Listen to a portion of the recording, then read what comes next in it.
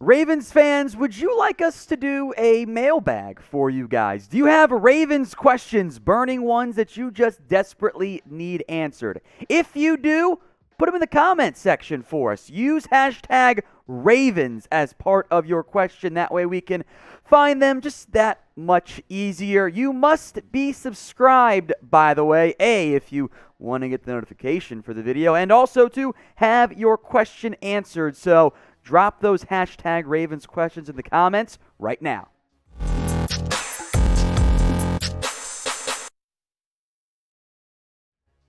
You're watching Ravens Rundown on Chat Sports. I am Tom Downey, here to take a look at what might end up being the perfect offseason plan for the Baltimore Ravens. Step number one, let's go sign Lamar Jackson.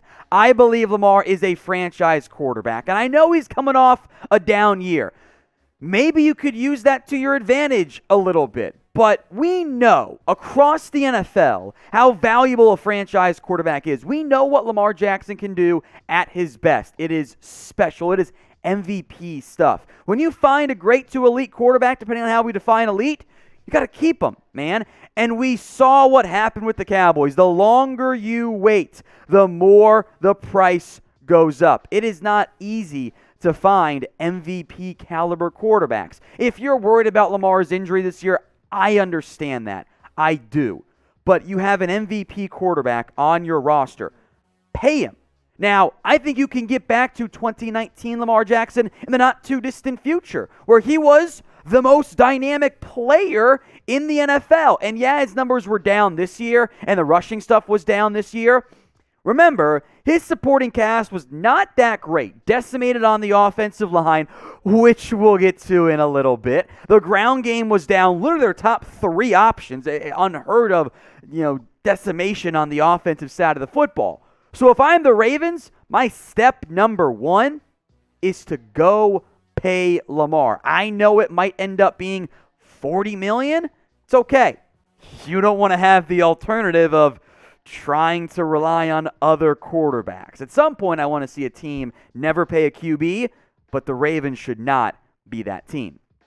Now, you guys know when Lamar Jackson gets paid, we're going to break it down here on Ravens Rundown. And if you want more free videos, hit that big red button and subscribe. In fact, if in the event you get the ad break here on YouTube, well, go take advantage of it. Head down there and make sure you're subscribed to us here on Ravens Rundown.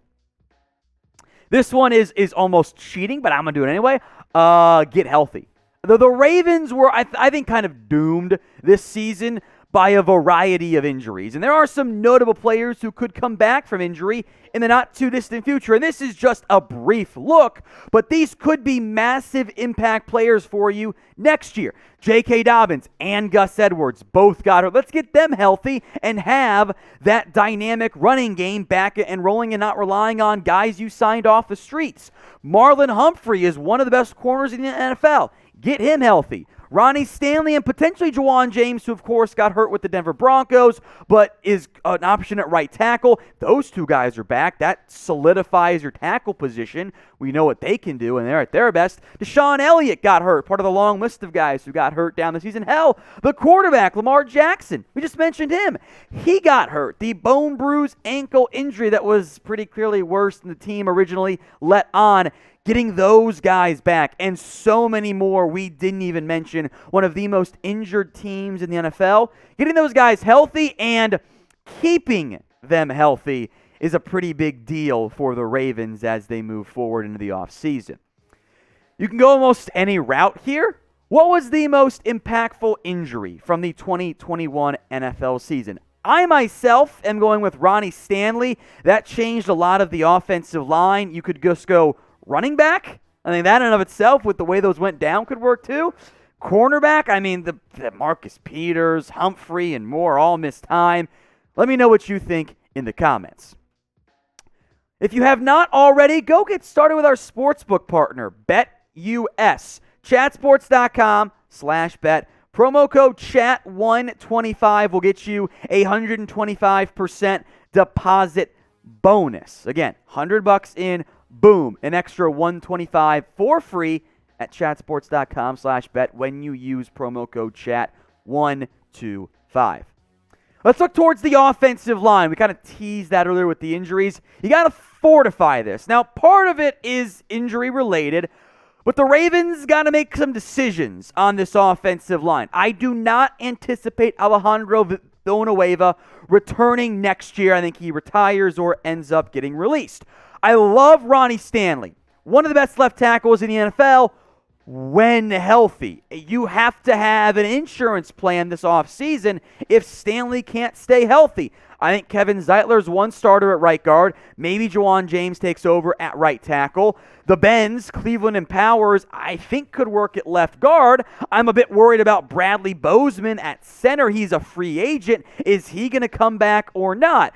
Because of the uncertainty at your tackles in particular, two guys coming off injury, maybe Patrick McCarry is one of those guys.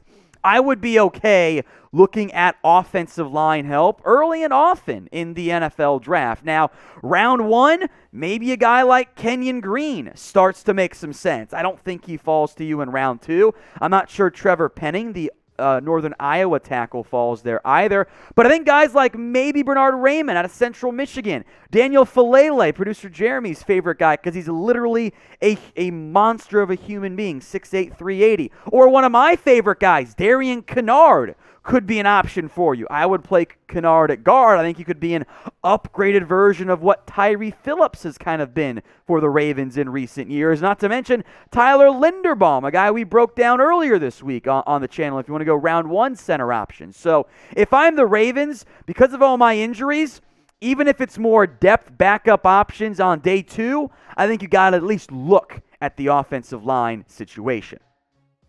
Next up is establishing a true number one receiver. I had issues this year with the way the Ravens utilized their wide receiver core. There were moments and times and points where I don't think they maximized their players. I believe there is plenty of young talent on this Ravens roster at the wide receiver spot. Marquise Brown, Rashad Bateman, Devin Duvernay, Tylan Wallace, James Prochet, maybe Miles Boykin as well. They haven't always maximized these guys, though. I think part of that is the coaching. When Marquise Brown is on, he's a borderline number one receiver. I think Rashad Bateman has that upside as well. I think Duvernay, Wallace, Prochet, nice slot options. I don't think there is a receiver yet, though, that consistently terrifies you in terms of the reliable number one receiver. And it might require some creativity. This is me getting out there, so bear with me. What if you sent Marquise Brown, who I like, as part of a package for Calvin Ridley? Ridley is a consistent, reliable number one when he's on the field. Now, you got to trust that the mental health, off-the-field stuff is all verified, all taken care of. But if I'm a Ridley, if I'm the Ravens, I would at least have interest in a Ridley-Bateman combo. I think could be deadly and could allow you to still maintain your draft picks, and you can still get an upgraded receiver. And if you don't do that, you know what I would argue is maximize Brown and Bateman this upcoming year. What I wouldn't do, by the way, producer Jeremy, is go sign Antonio Brown. I know that I guarantee you that's going to pop up as a rumor this offseason. I don't want it. I don't want to. I know he's friends with Lamar, producer Jeremy. I think it's a bad idea. I say FAB in the comments. Now, I don't think receiver's a massive need unless you want to upgrade and, maybe use one of those pieces to get better.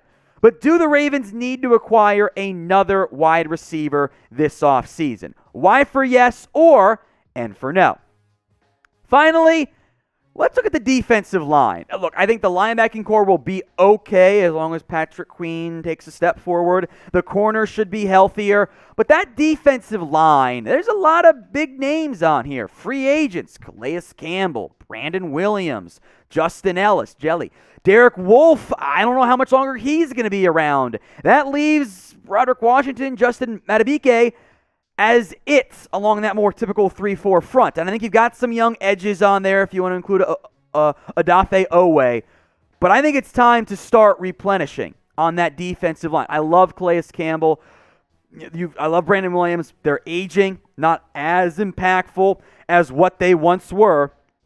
I would have some interest in the end in trying to get some more help on that defense line. I think there are 3 first-round options who kind of intrigue me. Now, George Karlaftis, I think for most teams, is going to be viewed as more of a 4-3 defensive end. Not an ideal fit then in the Ravens scheme, but I think his play style could actually work pretty well to making him into a 3-4 defensive end. Bulk him up a little bit, let him use his power.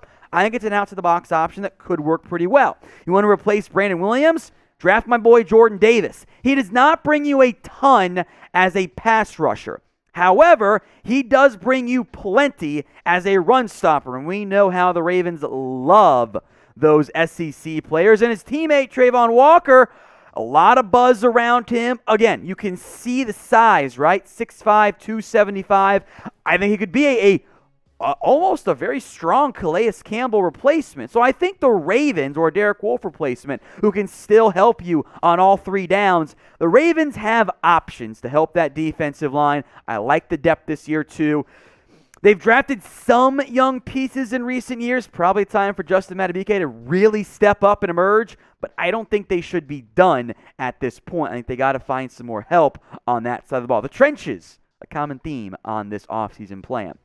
For more Ravens videos all offseason long, hit the big red button and subscribe if you haven't already. And remember, upcoming mailbag, so use hashtag Ravens in the comments to get on the show.